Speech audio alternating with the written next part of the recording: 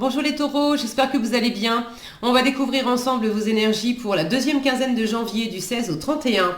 Gardez bien à l'esprit que ce sont des énergies générales, c'est comme une sorte de météo et vous seul décidez de ce que vous en faites. Donc prenez uniquement ce qui résonne pour vous dans ce tirage et le reste vous laissez. Je vous invite également à consulter les vidéos de votre ascendant et des autres signes de votre thème astral pour compléter ces informations. Ici, l'énergie avec laquelle vous entrez dans cette quinzaine, ce que vous voulez, comment vous vous sentez, la force qui vous soutient, le challenge à relever, le résultat global de cette quinzaine et un message conseil pour finir. Les jeux que j'utilise dans ce tirage sont le Light Sears Tarot et la petite boîte pour devenir sage et heureux comme un chat. Vous retrouvez sous chaque vidéo en description tous les tarots et oracles qui sont régulièrement utilisés sur cette chaîne ainsi que le lien pour les guidances personnalisées. On est parti, vous avez le 3 de bâton, le roi d'épée, le 7 de denier, cavalier d'épée, as de coupe et 10 d'épée. Alors, il y a la moitié de votre tirage en épée, roi d'épée, cavalier d'épée, 10 d'épée. Maintenant, le mental est présent, mais c'est quand même... c'est pour prendre de la hauteur, il y a de la compréhension, il y a de l'intelligence, il y a le fait de boucler un cycle, de tourner la page sur ce qui a pu être compliqué, être fatigant, tout ce qui a pu représenter de la charge mentale, de l'épuisement mental. Vous êtes justement en train de... En résultat, vous tournez la page là-dessus et vous vous tournez, on se tourne vers un nouveau jour, vers quelque chose de plus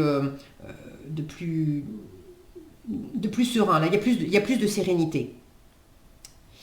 Alors, vous entrez dans la quinzaine avec un 3 de bâton.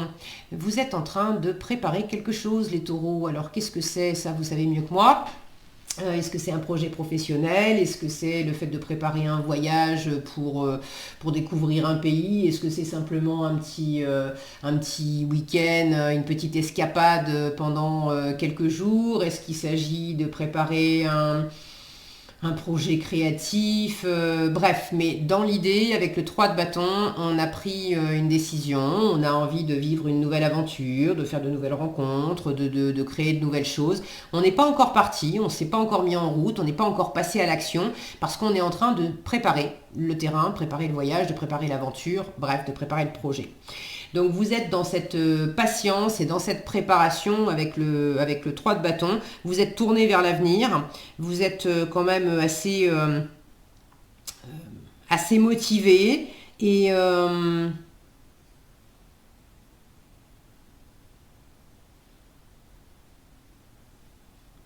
c'est comme si j'avais la sensation que il y a quelque chose là où vous êtes, que vous avez sur le feu pour préparer l'avenir, et en même temps ce que vous voulez avec le roi d'épée, c'est alors ce roi d'épée qui regarde ce 3 de bâton, vous voulez avoir une bonne stratégie, donc bien préparer ce projet, je vous le montre.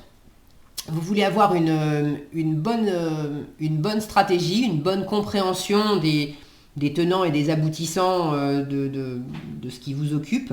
Mais j'ai aussi l'impression que vous avez envie de prendre de la hauteur sur le passé, sur un certain passé, sur des difficultés passées peut-être aussi, et de mieux comprendre,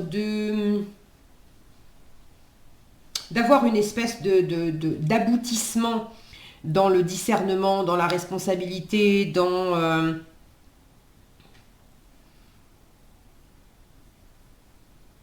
comme s'il y avait besoin de regarder quelque chose du passé sous toutes les coutures pour dire c'est ok, j'ai toutes les informations nécessaires sur ce qui s'est produit. Du coup, ça pourra me servir d'expérience pour après. J'ai pris de la hauteur aussi sur ce passé et notamment sur ce qui a pu être un peu compliqué, voire douloureux. Et j'ai bien regardé tout en face pour pouvoir prendre une décision, clôturer et me libérer la tête symboliquement de clore le dossier A pour pouvoir passer au dossier B. Donc j'ai cette sensation là d'avoir vous voulez ce discernement, vous voulez cette analyse fine, cette rationalité. Le roi d'épée, il n'a pas son pareil pour passer les choses à la moulinette du mental, de la logique. Donc il y a beaucoup d'intelligence. Vous voulez avoir vous voulez maîtriser les moindres détails. Vous voulez également être celui ou celle qui pose le cadre, qui pose les règles, qui dit quoi, qui, quand, comment. Celui qui donne les règles, qui donne le ton.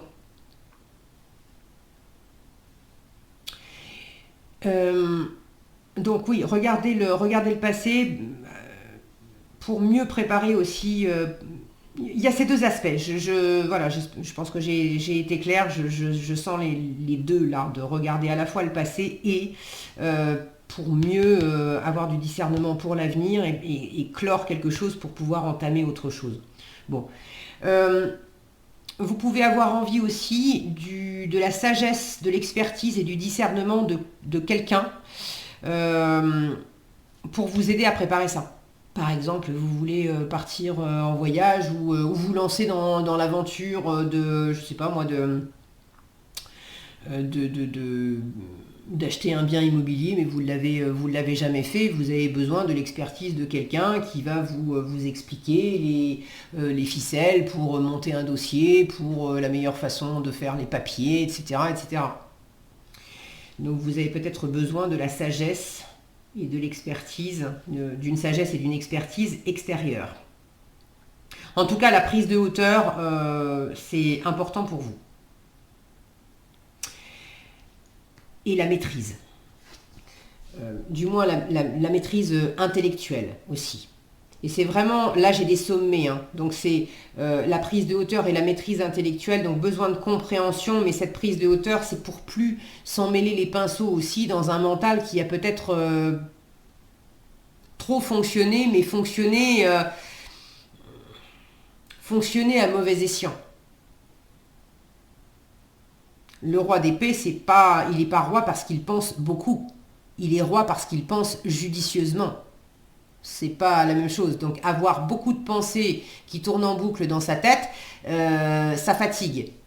Avoir peut-être moins de pensées, mais des pensées voilà, qui regardent les choses dans leur ensemble, qui s'attachent du discernement, et c'est beaucoup plus à propos. Votre état d'esprit, 7 de denier, vous êtes quand même patient, ça tombe bien puisqu'il y a quelque chose qui est en préparation et qui peut prendre un peu de temps aussi, donc c'est raccord, vous êtes patient, patiente avec ce 7 de denier. Vous êtes aussi dans l'état d'esprit de récolter, d'avoir la patience de récolter les fruits de vos efforts, ce que vous avez mis en place jusqu'à présent. Vous savez que ça commence à pousser, ça commence à porter ses fruits, et si tout n'est pas sorti de terre, vous avez cette patience de dire ça va venir. Ce que j'ai fait jusqu'à présent, ça va de toute façon porter ses fruits. Et si je ne les récolte pas pendant cette quinzaine, je les récolterai un peu plus tard, mais je sais que je vais récolter, et je vais récolter voilà, pour mon plus grand bien. C'est également l'état d'esprit de faire attention à ce que vous êtes en train de créer.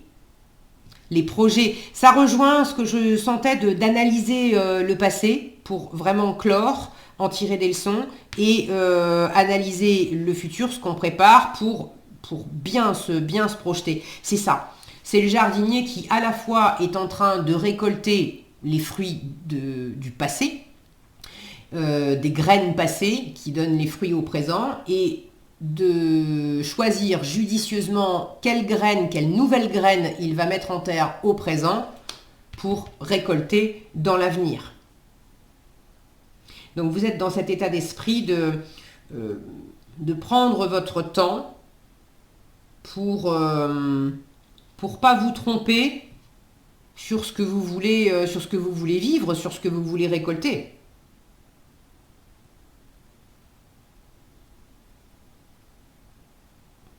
Vous êtes également dans l'état d'esprit d'avoir confiance, d'être posé, ancré, de prendre du temps pour vous, de prendre soin de votre alimentation, de votre sommeil, de ne pas précipiter les choses, de prendre le temps de manger, de prendre le temps d'aller marcher dans la nature, de faire un break quand c'est nécessaire, voilà, d'écouter votre rythme naturel, d'écouter les rythmes de votre corps. Vous êtes à l'écoute de ça et vous êtes aussi dans cette confiance de sentir que c'est pas parce que vous ne voyez pas encore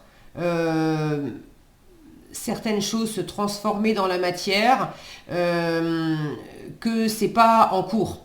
C'est pas parce que je vois pas les premières pousses sortir de terre qu'il n'y a pas des racines qui sont en train de se développer et de se former et que ça fait pas déjà un moment que les racines sont en train de se développer et de se former.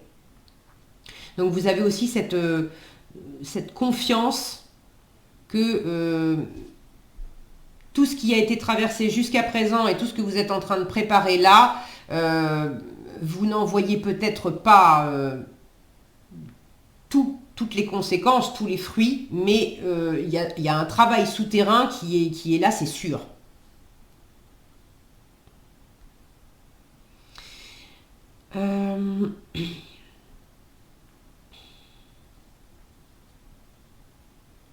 Pour certains, il y a une notion avec ces racines, là, il y a une notion de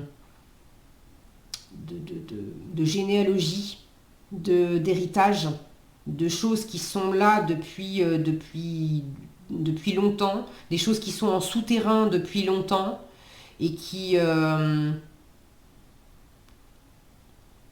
pour certains, il y a aussi la découverte avec les yeux bien ouverts, de découvrir des choses de vous, de découvrir des choses dans le transgénérationnel aussi, de découvrir que, ah tiens, si tout d'un coup je suis en train de récolter,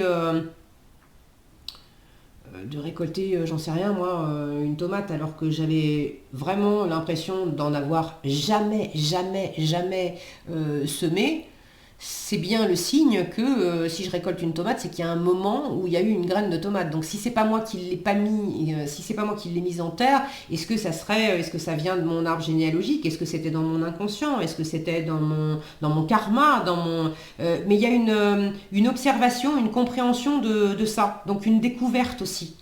Une découverte de vos racines, une découverte de vos profondeurs. Bon, vous prendrez si ça résonne pour vous, évidemment, ça me vient, je vous le livre, c'est pas forcément clair pour moi non plus, mais j'espère que ça fait du sens pour vous. Vous me direz dans les commentaires si vous avez envie. Ce qui vous porte pendant cette quinzaine, le cavalier d'épée. De l'intelligence encore, de l'intelligence de la communication avec le cavalier d'épée, de dire clairement ce que vous pensez, ce que vous sentez. Il y a une forme de vivacité aussi avec le cavalier d'épée, il est convaincu, il est convaincant. Donc ce qui vous porte, c'est quand même de croire en vous, de croire en votre projet, on peut pas être convaincant avec l'environnement si on n'est pas convaincu soi-même. Donc c'est voilà, d'avoir ce discernement, cet éclairage intérieur, de sentir qu'est-ce que je veux vraiment récolter à partir du moment où c'est complètement aligné en vous-même, pour vous-même. Du coup, vous pouvez vous lancer dans l'aventure et partager ça avec l'environnement, ça sera forcément aligné. Ça ne veut pas dire que tout le monde sera intéressé par votre projet ou aura envie de vous suivre, mais les gens qui seront en résonance avec votre alignement à vous, du coup, ça sera plus facile de voir avec qui faire la route et puis avec qui on n'a pas envie des mêmes choses, Là, il y a quand même de la vivacité. Alors, de la vivacité d'esprit, de la vivacité aussi de ne pas attendre 3 heures pour dire les choses et d'avoir un mouvement. Alors, est-ce que c'est se mettre en route vivement, partir rapidement, se mettre en route rapidement pour quelque chose? Est-ce que c'est en force de fuir, de tourner le dos et de fuir, parce que cette carte, on peut la prendre dans un sens ou dans un autre. Quand on la voit, est-ce que cet homme, il est en train de courir vers sa moto pour aller quelque part, et c'est la précipitation, l'envie de vite pouvoir se mettre en route, ou est-ce que c'est le fait de prendre ses jambes à son cou et il est en train de quitter quelque chose, quelqu'un, un 10 d'épée, des prises de tête, avec soi-même, avec l'environnement. Bon, donc là aussi, à vous de voir si c'est un élan pour se lancer dans la nouvelle aventure ou un élan pour fuir au plus vite ce qui était difficile et puis fatigant, et ça peut être intérieur aussi, hein, de fuir au plus vite un état d'esprit où je me limitais, où je me critiquais, où je me mettais peut-être pas des limites et des critiques, mais je me mettais de la pression. Tu dois absolument avoir fait ça pour telle date, et tu dois absolument te conformer à tel truc, et il faut absolument que ça soit fait comme ça, comme ça. Bon. Donc de peut-être aussi se libérer au plus vite de tout ce qui vous a contraint d'une façon ou d'une autre, que ça vienne de vous ou que ça vienne de l'extérieur. En challenge, l'as de coupe. Alors, je vous disais la moitié du tirage en épée, même si j'ai de l'intelligence et on laisse le mauvais côté, on va dire, des épées derrière soi, n'empêche que le mental est quand même assez présent. Et l'as de coupe, donc vraiment le cœur, le ressenti, il est plus en challenge. Il y a un peu de mal à faire... c'est un peu plus difficile pour vous de simplement vous centrer sur le cœur, sur l'amour, sur le plaisir, sur la créativité, sur la sensibilité, sans réfléchir.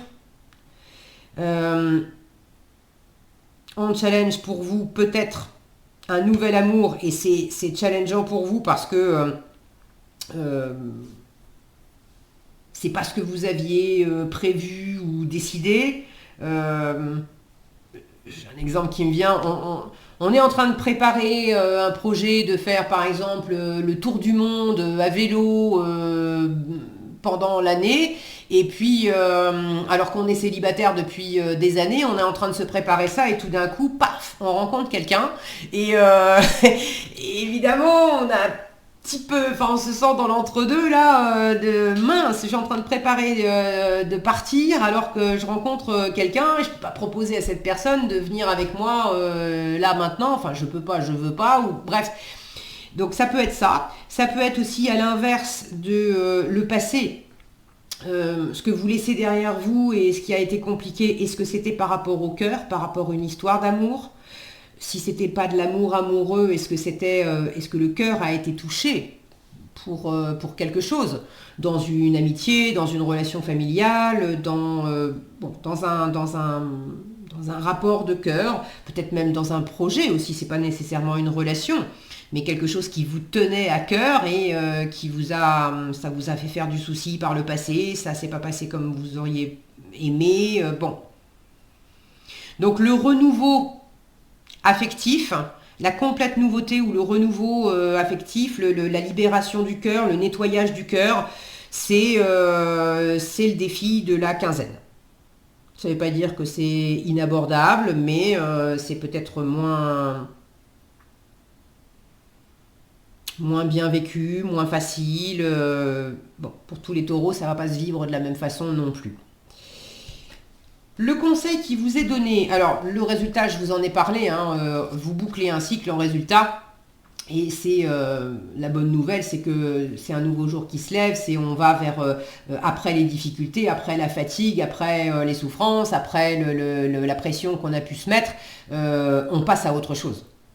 Donc ça c'est la bonne nouvelle de regarder l'avenir. On a deux femmes qui sont tournées vers l'avenir au début et à la fin de la quinzaine. Donc c'est vraiment c'est porteur. C'est vraiment le fait de vous projeter sur l'avenir en laissant derrière vous ce qui avait pu être éventuellement compliqué. Le conseil, le chat ne s'agite jamais pour rien. En bon félin qu'il est, le chat modère son effort, non par paresse, mais pour que son énergie soit bien utilisée au moment opportun. Brasser de l'air ne fera qu'épuiser inutilement votre énergie. Utilisez-la pour ce qui en vaut vraiment la peine. Une action juste, même la plus simple, sans courir partout, sera tellement plus efficace. Brasser de l'air, les épées, c'est l'air. 10 d'épée, je vous disais par rapport aux pensées tout à l'heure, au lieu d'avoir trop de pensées qui s'agitent dans tous les sens, il vaut mieux en avoir moins, mais avoir des pensées qui sont vraiment claires et judicieuses. Là, c'est rapporté plus au mouvement, mais c'est la même chose en fait. Voilà ce que j'avais pour vous, les taureaux. J'espère que cette vidéo vous sera utile. Si elle vous a plu, je vous invite à la liker, la partager, la commenter. Et pour être averti quand je publie de nouvelles vidéos, il suffit de vous abonner et d'activer la cloche des notifications. Prenez bien soin de vous, passez une agréable quinzaine et je vous dis à bientôt dans un prochain tirage.